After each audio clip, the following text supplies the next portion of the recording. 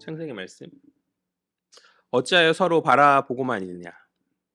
어찌하여 서로 바라보고만 있느냐? 지난 시간과 동일한 제목이에요.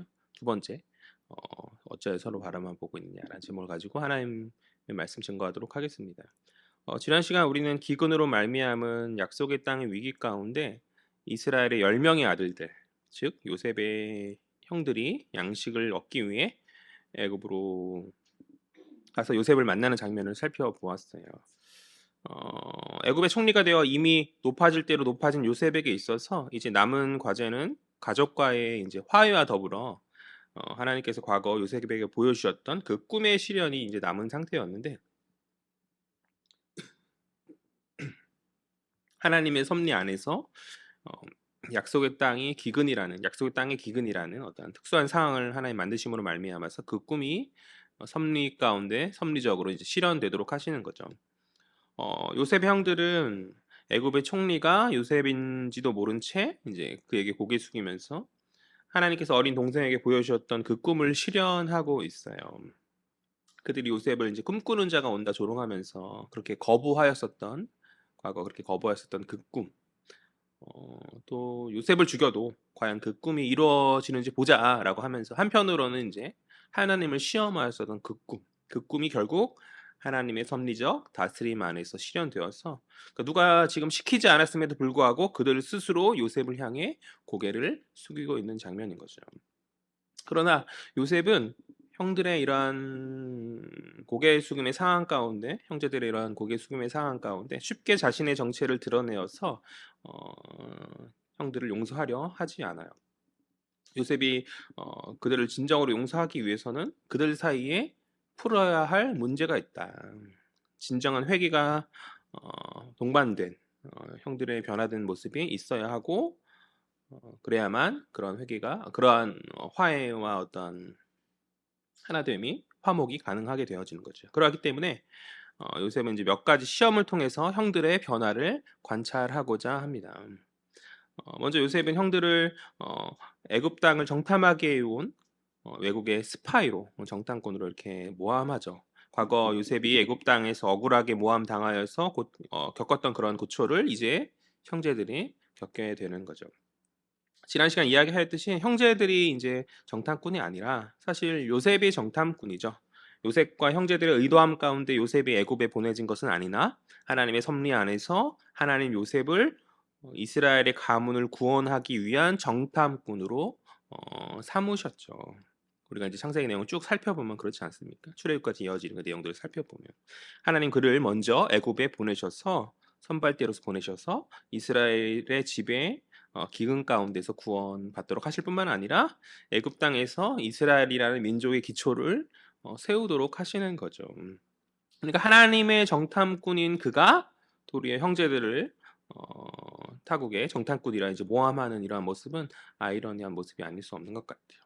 어쨌든 이 억울한 상황 가운데 형제들 입장에서 이 억울한 상황 가운데 형제들은 자신의 무죄함을 요셉에게 호소할 수밖에 없는 상황인 거죠.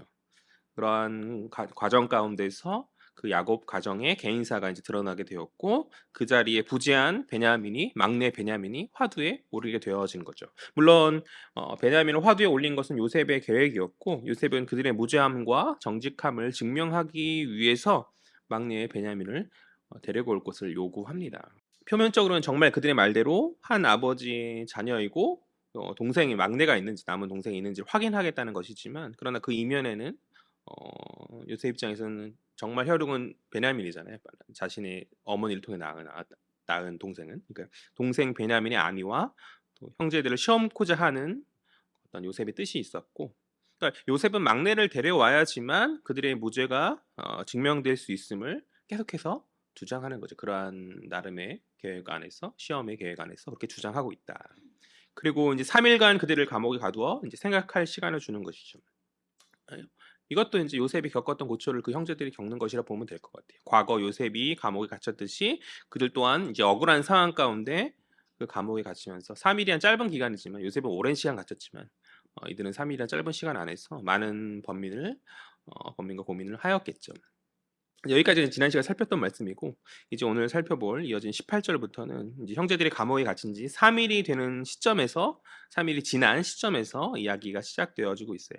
우리 18절, 19절, 20절 우리 다 같이 읽겠습니다. 시작. 사흘 만에 요셉이 그들에게 이르되 나는 하나님을 경외하노니 너희는 이같이 하여 생명을 보존하라.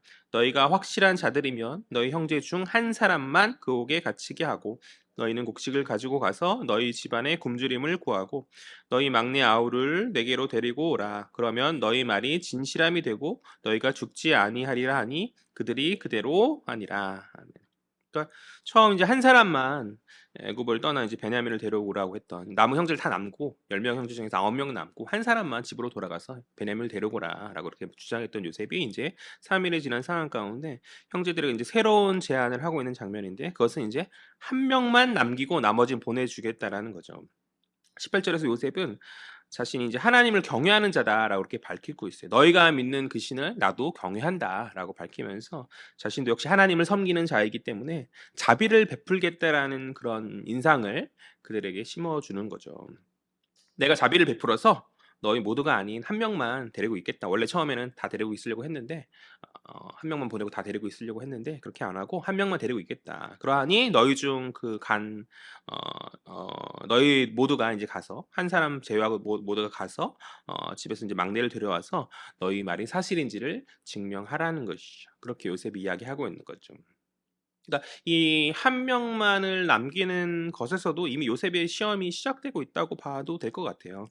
그도 그럴 것인지 10명의 형제들 중에서 누가 남을지에 대한 토의가 그들 사이에 이제 벌어지게 되지 않겠어요? 그런 상황 가운데서 요셉은 그들의 어떤 말을 듣는 가운데서 그들의 성품이 정말 변화되었는지 그들이 정말 화목한 상태로 있는지 그런 것들을 확인할 수 있는 것이죠. 관찰할 수 있는 것이죠. 그러니까 자신이 시험을 통해 확인코자 하는 바를 좀 더 확실히 살필 수 있는 그런 상황을 요셉이 만드는 거죠. 우리 21절부터 한번 읽어볼까요? 21절 다 같이요. 시작.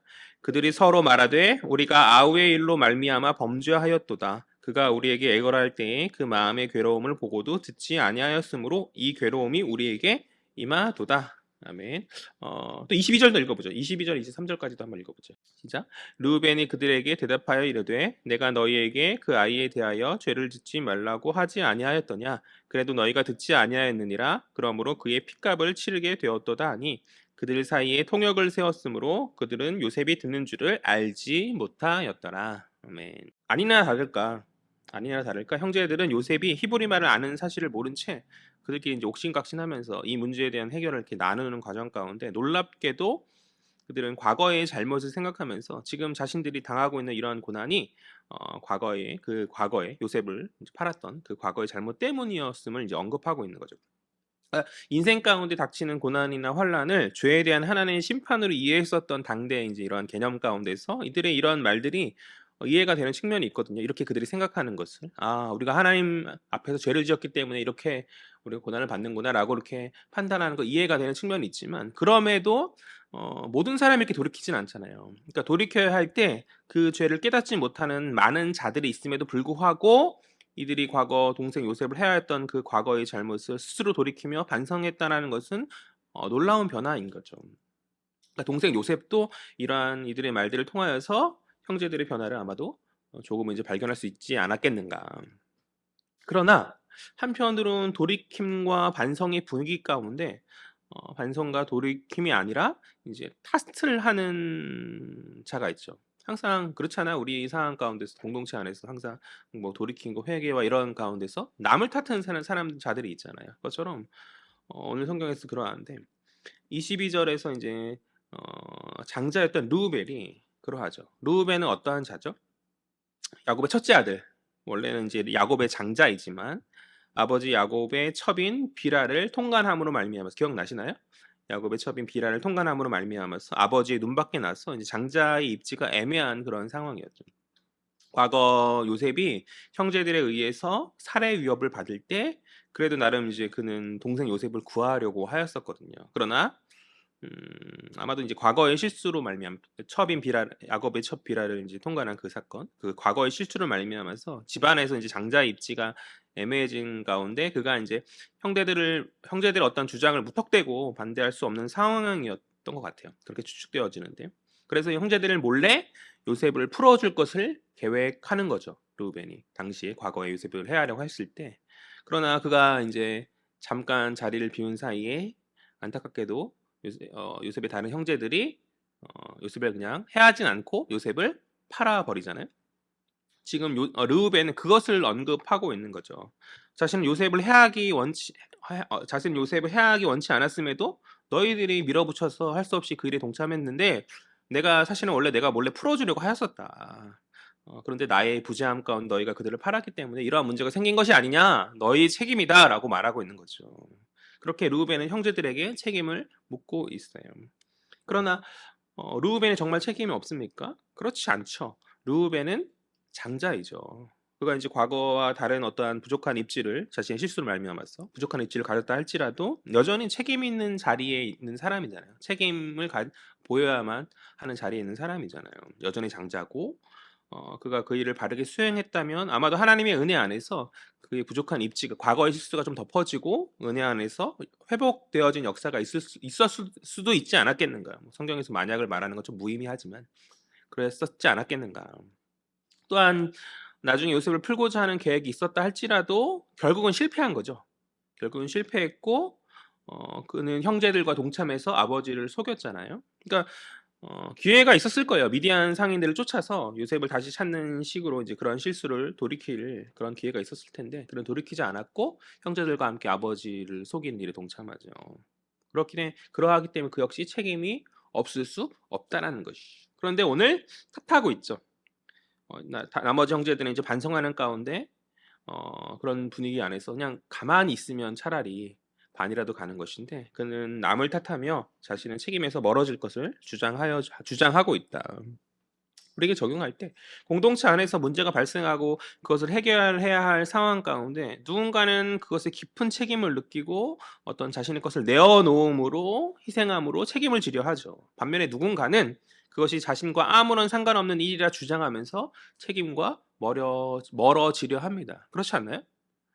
가끔씩 그런 생각이 들어요. 오늘날 조국교회의 문제가 누구의 잘못입니까? 뉴스에 오르내리는 누구누구 목사, 또 누구누구 뭐 집사, 장로 등등의 잘못 때문이겠죠, 아마도. 그러나 그렇다 할지라도 조국교회의 잘못에 대한 책임에 우리 모두가 자유롭다 말할 수 있겠는가? 우린 자유합니까? 그 교회에 대한 책임에? 그렇지 않죠. 교회 공동체로 우리가 부르심 받았고, 우리가 서로 책임을 지며 갈라진 교회의 화목을 위해서, 깨어진 조국 교회의 회복을 위해서 기도하고 애써야 하지 않겠습니까? 그러니까 때로 억울하기도 한 것 같아요. 개인적으로 하나님 앞에서 부족한 경건의 모습도 있고 가끔씩 잘못도 저지르고 그렇게 나아오기도 하지만, 그렇다고 거창한 조국 교회에 어떤 누를 끼칠 만한 어떤 그런 거창한 잘못까지는 사실 우리가 하고 있지 않잖아요. 그렇게 한 것 같지는 않은데, 그러니까 제 생각에 뻔히 보이는 누군가, 그러니까 뉴스에 오르내리는 누군가 있잖아요. 그리고 믿는 사람이 어찌 저런 짓을 해라는 말이 나올게 하는 어떤 사건들을 일으킨 어떠한 소수의 사람들이 잘못이 더 큰 것 같은데, 물론 그러하죠. 물론 그들의 잘못이 크죠. 그러나 그럼에도 주님 우리에게 요구하시는 것이죠. 내가 너희를 사랑하여서 십자가의 고난의 짐을 지었듯이 너희도 나의 몸된 공동체를 사랑하여서 그 회복의 책임을 지어야 하지 않겠는가. 너희 신앙 안에 어떤 그 희생과 헌신이 이 공동체를 향한 사랑하는 마음 가지고 그런 희생과 헌신이 있어야 하지 않겠는가. 이러한 주님의 요구, 주님의 말씀 앞에서 우리가 어찌 조국 교회의 문제에 대한 이 책임에 자유로울 수 있겠냐라는 것이죠. 하나님의 자녀라는 마땅한 정체성 우리 안에 있고, 우리는 그분의 자녀로서 하나님이 기뻐하시는 자녀다운 공동체에 대한 사랑과 책임감을 가져야 하는 줄 믿습니다. 형인데, 먼저 된 장자인데 아무런 책임감 없이 동생을 탓하려고 하는 이 르우벤의 모습이 우리 안에 없어야 되는 것이죠. 우리가 신자인데, 우리가 성도인데, 하나님께서 부름받은 택한 백성인데 책임을 떠넘기려고 하고 통감하지 못하는 그런 연약함의 모습이 이 르우벤의 모습이 우리 가운데 혹 있지는 아니한가.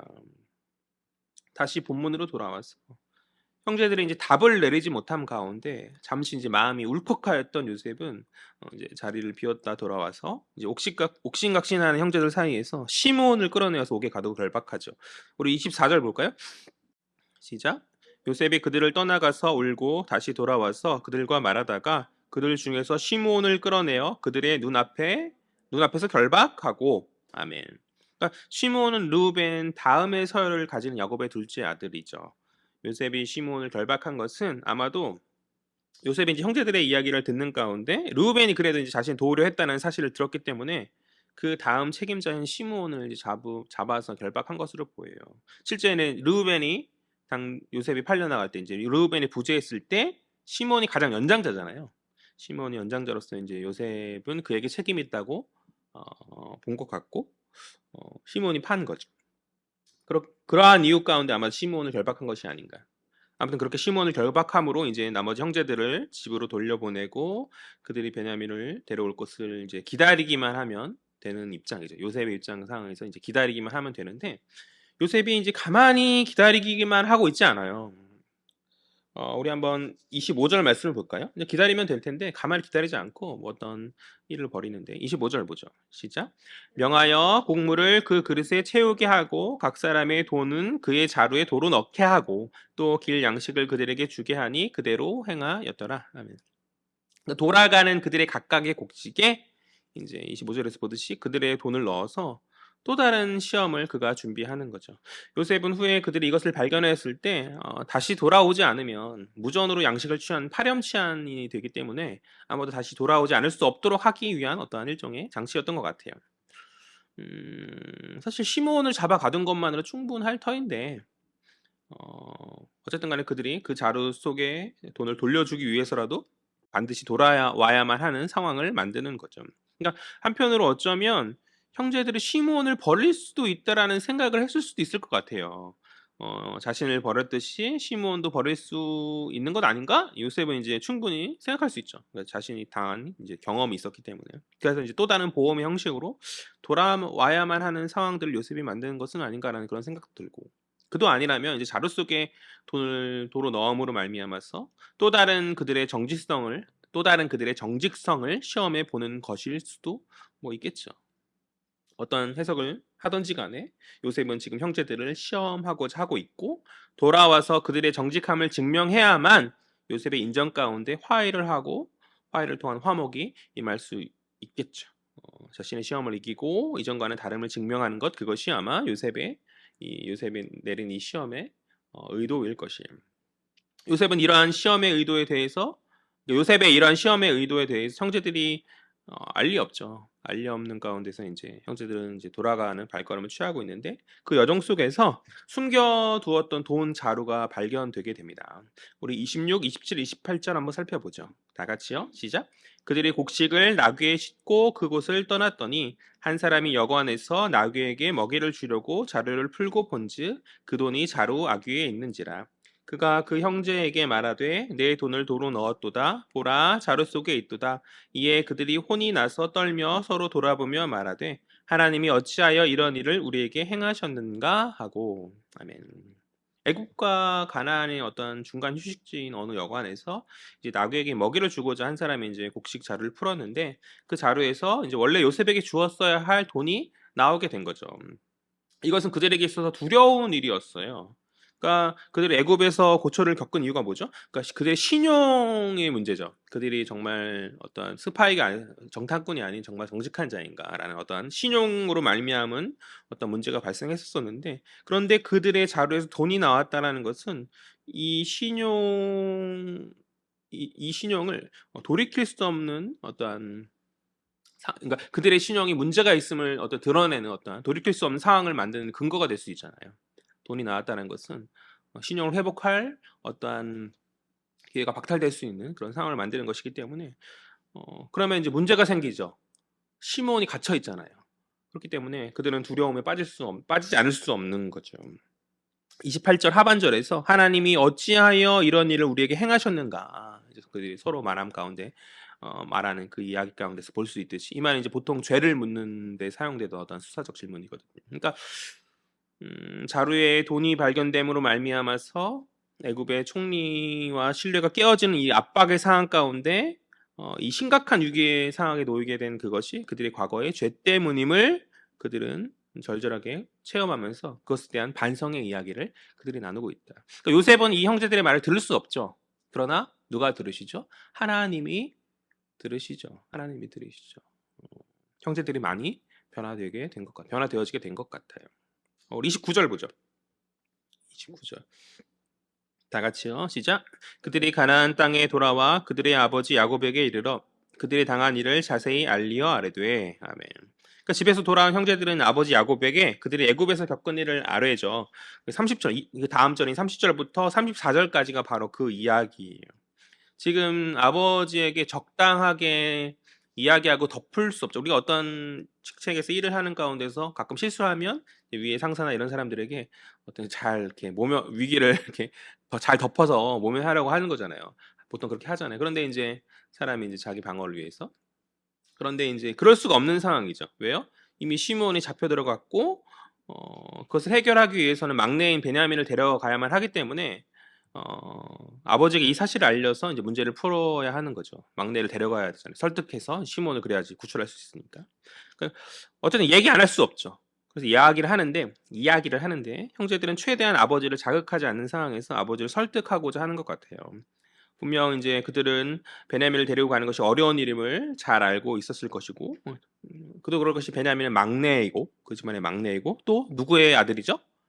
야곱이 가장 사랑했던 라헬의 아들이죠. 그러니까 요셉을 잃은 상황 가운데 라헬의 마지막 남은 다른 그 아들을 이제 야곱이 얼마나 귀하게 여겼겠어요. 야곱이 놓을 수 없는 자식이 분명하다라는 것이죠. 그렇기 때문에 형제들은 자신들이 애굽 땅에서 감옥에 갇혔다는 사실을 말하지 않아요. 아버지 최대한 자극하지 않기 위해서 말하지 않고 또 중간에 한 자루에서 돈이 나왔다는 사실도 함구한 채 최대한 긍정적으로 상황을 포장해서 아버지를 이제 계속 설득하려고 하는 장면이죠. 우리 33절과 34절 볼까요? 33절이요. 다 같이요. 시작. 그 땅의 주인인 그 사람이 우리에게 이르되 내가 이같이 하여 너희가 확실한 자들임을 알리니 너희 형제 중에 하나를 내게 두고 양식을 가지고 가서 너희 집안의 굶주림을 구하고 너희 막내 아우를 내게로 데려오라. 그러면 너희가 정탐꾼이 아니오 확실한 자들임을 내가 알고 너희 형제를 너희에게 돌리리니 너희가 이 나라에서 무역하리라 하더이다 하고. 아멘. 33절에서 먼저 보듯이 베냐민을 데려오므로 확실한 자임을 이제 밝히기만 하면 베냐민을 데려오기만 하면 뭐라 말하죠? 마지막 절에 하반절에 굶주림에서 구해줄 것을 약속했다. 그들이 이제 아버지에게 그렇게 주장하는 거죠. 굶주림에서 구해주겠도록 약속했다. 요셉이 그런 약속을 했었었나요? 그렇지 않았던 것 같은데. 또 다음 34절 하반절 이제 너희가 확실한 자임을 밝히기만 하면 무역의 권한을 주겠다라고 그렇게 말했다라고 그들이 주장하고 있는 거죠. 사실 요셉이 양식을 사는 것을 허락하였지 무역에 대한 어떤 언급을 하진 않았거든요. 물론 이제 양식을 사고 파는 게 무역이니까 뭐 그 이해할 수도 있지만 형제들의 이런 말은 포장이죠. 어떤 상황을. 그러니까 어떤 것을 잘 포장해서 아버지를 설득하고자 하고 있다.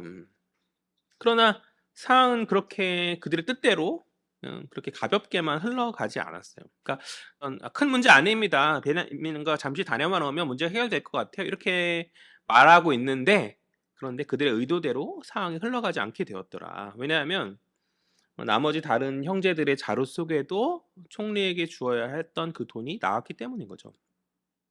35절 말씀 볼까요? 다 같이요. 시작. 각기 자루를 쏟고 본즉 각 사람의 돈 뭉치가 그 자루 속에 있는지라 그들과 그들의 아버지가 돈 뭉치를 보고 다 두려워하더니. 아멘. 그러니까 이 돈 뭉치가 나옴으로 말미암아서 형제들뿐만 아니라 이제 야곱 역시 상황이 심상치 않음을 깨닫는 거죠. 뭔가 이상하잖아요. 지금 돈이 나올 게 아닌데 과거에 이제 쉽게 속았던 아버지가 또 속을 뻔도 하였는데 이번에는 속지 않고 그러니까 형제들 입장에서 정말 속아주셨어야 할 상황 가운데서 쉽게 속임 당하지 않는 그런 장면을 이해하면 될 것 같아요. 그러니까 야곱은 어쩌면 베냐민에게도 과거 요셉이 그렇게 위험을 당하였듯이 베냐민에게도 위험이 임할 수 있겠다라는 어떤 현실을 직시함 가운데 그들에게 베냐민 보내기를 거부합니다. 그것이 36절 말씀이죠. 다 왔어요? 마지막 거의 다 왔습니다. 36절 말씀 볼까요? 시작. 그들의 아버지 야곱이 그들에게 이르되 너희가 나에게 내 자식들을 잃게 하도다. 요셉도 없어졌고 시몬도 없어졌거늘 베냐민을 또 빼앗아 가고자 하니 이는 다 나를 해롭게 함이로다. 아멘. 완강한 거부를 그가 하고 있는 것이죠. 또 한편으로는 이제 야곱이 생각해 볼 때 야곱이 형제들에게 지금 속고 있지는 않잖아요. 그죠? 잘 속임 당하자고 넘어갔는데 그럼에도 야곱은 속임 당하고 있는 것 같아요. 누구에게 속임 당하죠? 요셉에게 속임 당하고 있잖아요. 요셉에게 속임 당하는 장면이라 말할 수도 있을 것 같아요. 한편 생각해 보면 먼 애굽에서 어떤 베냐민을 찾는 요셉은 그가 시므온을 붙잡고 베냐민을 찾는 요셉은 그가 의도하진 않았겠으나 자신의 정체를 숨김으로 말미암아서 아버지를 속이고 있죠. 그러니까 야곱의 인생이라는 것이 우리가 이제 요셉 스토리를 우리가 살펴보지만 사실 야곱 가문에 있는 이야기잖아요. 야곱의 이야기이기도 한 거죠. 그러니까 야곱의 인생이라는 것이 속임과 속임 당함의 연속인 그런 인생이 아닌가. 이런 속임의 상황 안에서 이 늙은 사기꾼이 기근에서 허덕이는 가족을 살리고 감옥에 갇힌 시몬을 살리고 그렇게 될 길은 또 그가 알지는 못하나 요셉과 제어하여서 다시 형제들이 화목하게 되어질 그 길은 그가 가장 사랑하고 애착을 가지고 있는 라헬의 자녀인 베냐민을 내어놓는 것인데 참 야곱의 말년까지 참 우여곡절이 많은 것 같아요. 그러나 이제 자신의 가장 중요하고 소중한 것을 내어놓는다는 것은 쉬운 일이 아닌 것이죠. 그러니까 완강하게 거부하는 오늘 이 36절에서 완강하게 그것을 거부하는 야곱의 모습에서 자신의 소중한 것을 내어놓는다는 것, 다른 것을 살리기 위해서 내어놓는 것은 정말 쉬운 일이 아니다라는 것을 우리 살필 수 있을 것 같아요. 이러한 야곱의 완강한 거부에 성경은 많은 형제들 중에서 다시 르우벤을 주목하고 있어요. 우리 37절 볼까요? 37절 다 같이 읽겠습니다. 시작.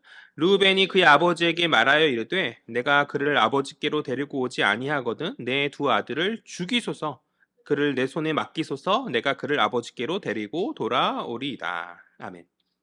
그러니까 베냐민을 데려가겠다. 형제들을 대표하여서 베냐민을 데려가겠다 설득하는 르우벤의 말은 이거예요. 만약 내가 베냐민을 다시 데려오지 못한다고 한다면 자신의 두 아들을 어떻게 해요?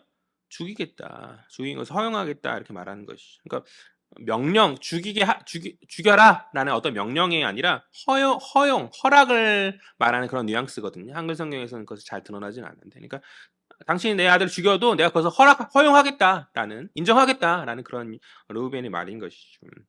그러니까 좀 뭔가 한심한 것 같아요. 이것이 형제들을 대표해서 문제를 해결하겠다는 르우벤의 말이에요. 뭔가 한심한 듯. 그러니까 어리석은 말이 아닐 수 없죠. 누가 아들의 안전에 어떤 보장을 위해서 손주를 담보로 합니까? 그렇지 않겠어요? 만약 르우벨이 많이 진심이라면 정말 어리석은 말을 야곱에게 하는 것이고 아마도 이제 아버지가 손주를 해할 리 없을 테니 허용하겠다란 말에 허용해도 뭐 당신 하겠어? 이런 생각이었을 것 같아요. 적당하게 이제 그가 그러니까 자기의 대표로서 자기가 어떠한 책임을 지는 것처럼 이제 주장하면서 이제 그렇게 이제 아버지를 어떻게 설득하고자 하는 적당하게 자신의 아들들을 언급한 것이 아닌가. 뭐 그렇다고 한다면 얄팍하게 그지없는 어떤 편법일 뿐인 거죠. 어쩌면 앞서 보았듯 앞서 르우벤 행실에서 보았듯 형제들의 어떤 논쟁 가운데 그가 말한 탓하였던 그 책임을 떠넘기는 그 르우벤의 모습이 반복되는 것일 수도 있다고 생각해요. 그러니까 베냐민 안전에 대해서 자신이 책임진다고 말했어요. 그러니까 자신이 아들들이 어떻게 해서 담보를 해서가 아니라 내가 내 생명을 걸고 이것을 책임지겠습니다라고 르우벤이 말했어야 된다고 생각합니다. 이후에 이제 43장 오늘 보진 않겠지만 43장을 보면 다음 주에 살펴보겠죠. 유다가 그렇게 말하거든요. 유다가 아버지를 설득할 때 이제 양식이 다 떨어져서 어쩔 수 없이 다시 애굽에 돌아가야 되는 상황 가운데서 유다가 그렇게 아버지를 설득하고 자기의 생명을 걸거든요. 그러니까 르우벤이 먼저 된 첫째로서 그랬어야만 하는데 정작 르우벤은 자신의 것을 걸지 못한 채 그 책임을 자신의 아들들에게 돌리면서 그들에게 책임을 떠넘기는 거죠. 요셉 스토리를 이야기한 지난 시간의 설교 제목을 혹 기억하고 있나요? 오늘 설교 제목과 같으니까 당연히 기억해야 되죠. 어찌하여 서로 바라만 보고 있는가? 였어요. 기근이 그 가나안 땅 약속의 땅에 임하는 가운데 형제들은 서로 책임을 떠넘기면서 서로 바라만 봤죠. 서로 바라만 보는 그런 상황 가운데 야곱은 자신의 아들들을 바라보며 탄식하면서 그들에게 했던 말이 이거잖아요. 어찌하여 너희가 서로 바라만 보고 있는가. 그러니까 오늘 말씀도 그 연장선에 있다고 생각합니다. 그들은 애굽에 다녀와 잠깐의 양식을 구했으나 애굽 총리 요구로 말미암아서 시험의 위기를 겪고 있죠. 그런데 그 과정 내내 그들의 대표라 말할 장자 르우벤은 탓하고 있었고, 그러니까 베냐민에 관하여 자신이 책임질 것처럼 오늘 이제 37절에서 말하나 그 책임의 결과를 자신이 아니라 아들들에게 미루고 있고, 그러니까 무언가 책임을 서로 떠넘기려고만 하는, 서로 얼굴만 쳐다보았었던 그 모습의 반복이 오늘 르우벤을 통해서 다시 한번 나타나주고 있는 것은 아닌가. 우리가 이것을 우리에게 적용할 때 오늘날 이 시대는 사실 이 르우벤의 모습과 같다고 생각하거든요. 그렇지 않습니까? 사회가 서로 책임지려고 하지 않죠. 왜 내가 책임을 지겠어? 내가 뭔 잘못을 한 것도 아닌데. 적당히 책임을 남에게 미루면서 상황을 총대를 매지 않으려는, 적당히 누군가 하겠지라는 그런 상황을 모면하려는 그런 모습들이 많이 있는 것 같아요. 그러나 그러한 모습들이 이제 혹 연약한 조국교회 성도들 사이에서도 마찬가지로 드러나고 있지는 않은가라는 생각을 하거든요. 그러니까 책임을 진다라는 것은 내 것을 내어놓는 것을 말해요. 그것을 우리는 희생이라고 하죠. 책임을 진다는 것은 내 것을 내어놓는 것이고 우리는 희생이라고 한다. 세상에는 희생을 요구하기가 어려워요. 세상은 원래 그러하니까. 어두운 세상 가운데에서 어떠한 책임을 말하고 희생을 요구한다는 것은 사실 어떤 말한다고 되지도 않고 말할 이유가 전혀 없죠. 그러나 교회 공동체에서는 우리가 그것을 말해야 되죠. 왜 그러합니까? 주님이 그러하셨기에, 또 주님이 그러하셨고 주님의 몸된 교회인 우리가 주님께서 그것을 행하기를 원하시기 때문에, 주님의 몸된 교회인 우리 주님은 그것을 행하기를, 당신의 자녀들이 그것을 행하기를 원하시기 때문에 우리는 말해야 되는 것이죠. 그러니까 이익이 있고 무언가 마음이 동할 때만 우리가 공동체 안에서 그것을 수행하는 것이 아니라 책임져야 될 상황 가운데 그 책임에 동참하고 단순히 책임에 동참하는 것을 넘어서서 그것을 위해서, 그것을 완성하기 위해서 나의 것을 내어놓는 것, 그러한 희생과 헌신이 우리 가운데 있어야 된다는 것이죠. 그러니까 자신의 생명까지 내어놓으신 주님의 희생의 삶을 우리가 본받아서 우리가 그러한 삶으로 헌신으로 나아가야 하는 것 아닙니까? 왜 누군가는 발가락 상처에서 구더기가 기어나온 오지에 가서 복음을 전합니까? 왜 누군가는 노년에 편히 그냥 은퇴해서 쉴 수도 있음에도 불구하고 선교지에 헌신하며 복음을 전합니까? 우리가 기도하는 두 선교사님이 바로 이러한 역할들을 감당하는 분들 아닌가요? 우리는 그렇다면 무엇을 하고 있는가? 우리는 그렇다면 무엇을 하며, 무엇으로 주께 나아가며, 무엇을 내어놓으며, 무엇을 희생하며, 무엇을 헌신하고 있습니까? 오늘 한국교회가 오늘 조국의 사회, 오늘 한국교회가 돈이면 뭐든지 되는 어떤 풍토가 있는 것 같아요. 사회가 그렇죠. 돈이면 뭐든 되죠. 대한민국 사회는 돈이면 정말 편하게 살 수 있는 그런 잘 만들어진 갖춘 시스템 갖춘 나라이죠. 그래서 적당한 돈으로 그 헌신까지 된다라는 생각이 있는 것 같아요. 헌신도 돈으로 하면 편하죠. 교회 헌금 넉넉하게 하고 선교사님들 애쓰시는 거 교회 선교 헌금 봉투 따로 만들어서 따로 드리면 되죠. 물론 이제 그것도 필요한데 돈으로 다 해결하려고 하는 얄팍함을 우리가 버려야 하지 않는가. 분명 물질의 드림으로 말미암아 헌신도 필요해요. 공동체 안에서 누군가 그러한 물질로서도 섬겨 주어야 합니다. 그것도 중요한 부분이죠. 그러나 어느덧 그러한 형태에만 너무 그런 편한 형태에만 너무 익숙해져서 우리의 중심이 가벼워지고 우리의 어떤 하나님의 부르심에 대한 사명을 물질로 대체하면서 우리가 또 다른 방식으로 외면하고 있는 것은 아닌가.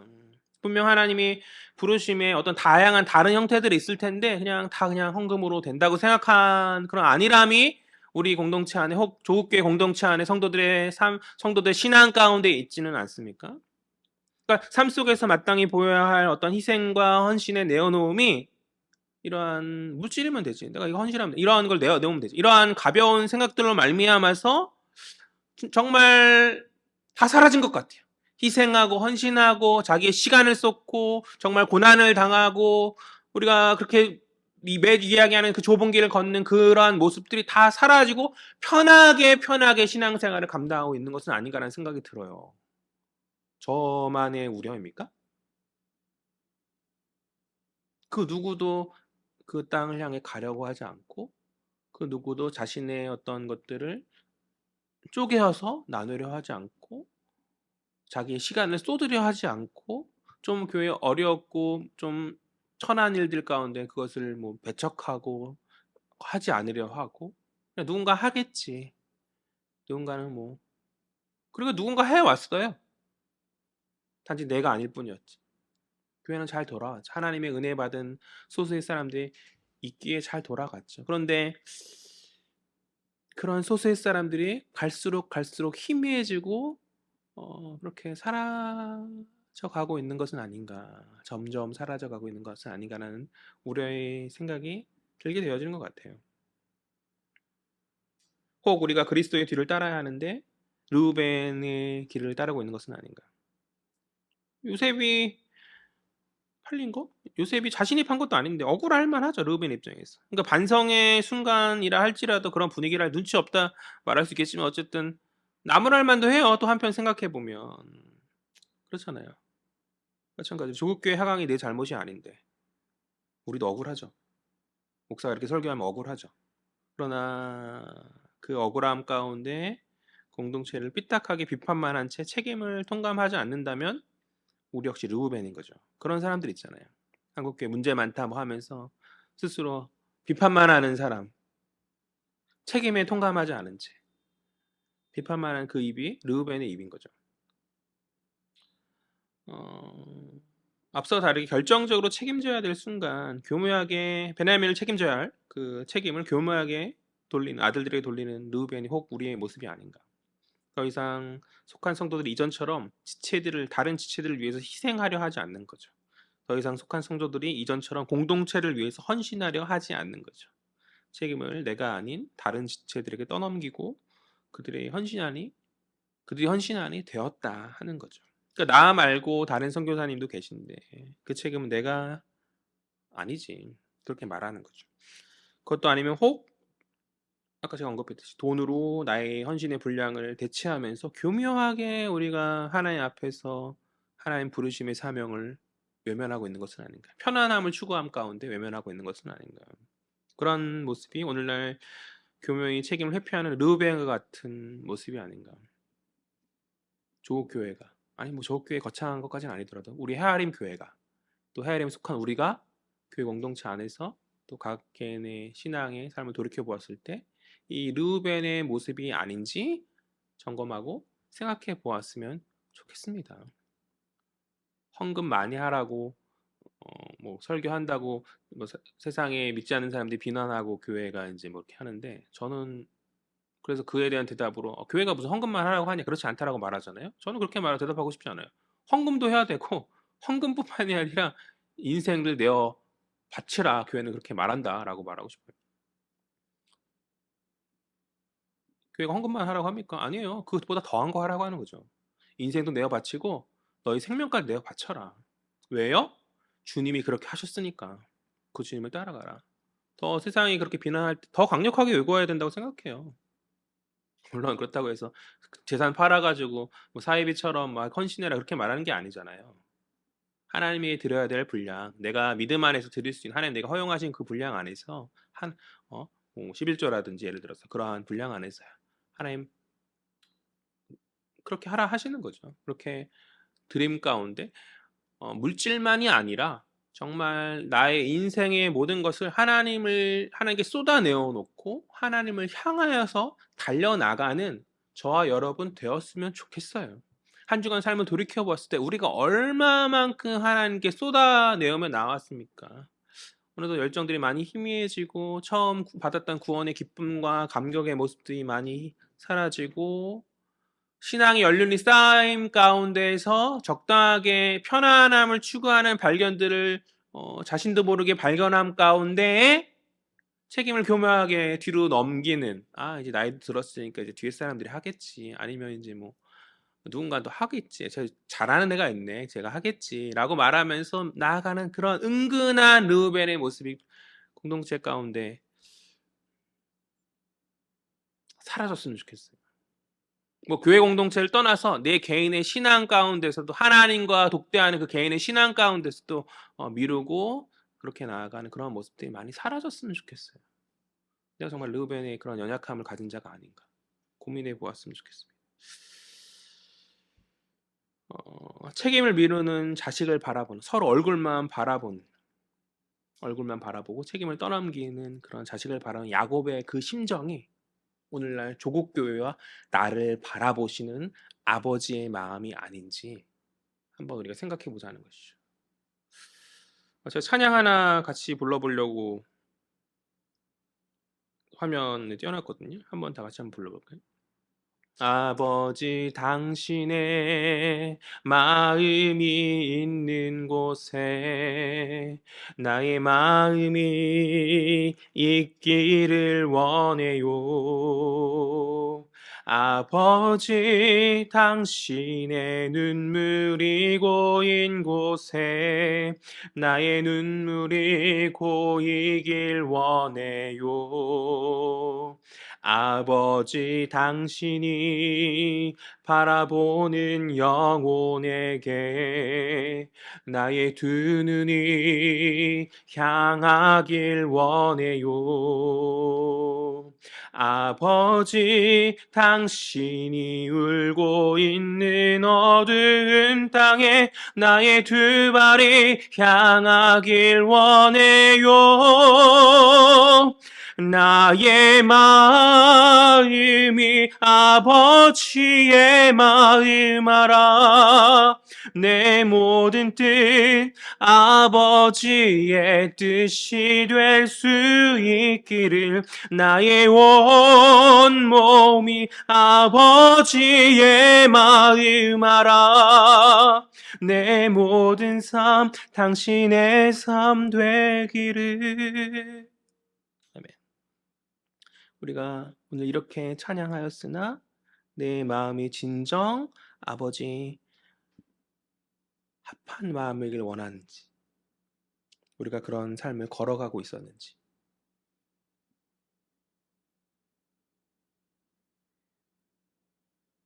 그런 삶을 살아가는 저와 여러분 되어지기를 간절히 소망합니다. 기도하겠습니다. 사랑과 은혜의 주님 참으로 감사합니다. 주님 부르시는 사명 앞에서 온전한 그 사명을 감당치 못하고, 아니 감당하는 듯하나 교묘히 그것을 외면하였던 르우벤과 같은 연약한 저희들의 모습이 있었음을 주님 고백합니다. 조국교회 문제에 통감하고 아버지 그 책임을 다하려 하지 못했던 나의 잘못이 아닌데 무엇이 문제인가,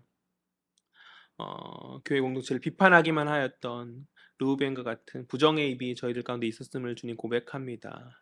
주님, 죄 없으신 그분께서 십자가의 고난을 당하시고 우리를 위한 희생의 삶을 담당하셨건만 그 주님의 십자가의 그 길을 쫓지 못하였던 르우벤의 길을 오히려 쫓아갔었던 저희들이 연약함이 있었음을 주님 고백합니다.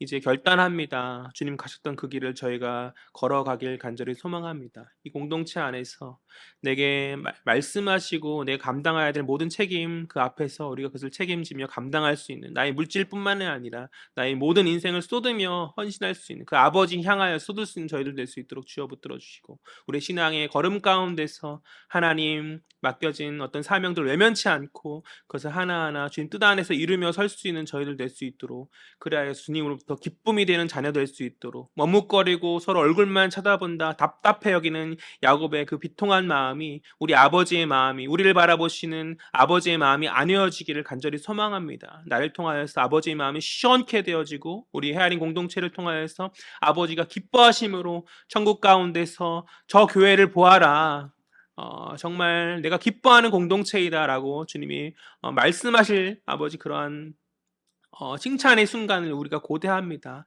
그렇게 감당할 수 있도록 힘과 능력 더하여 주시옵소서. 감사드리며 이 모든 말씀 살아계신 예수 그리스도의 이름으로 기도합니다. 아멘.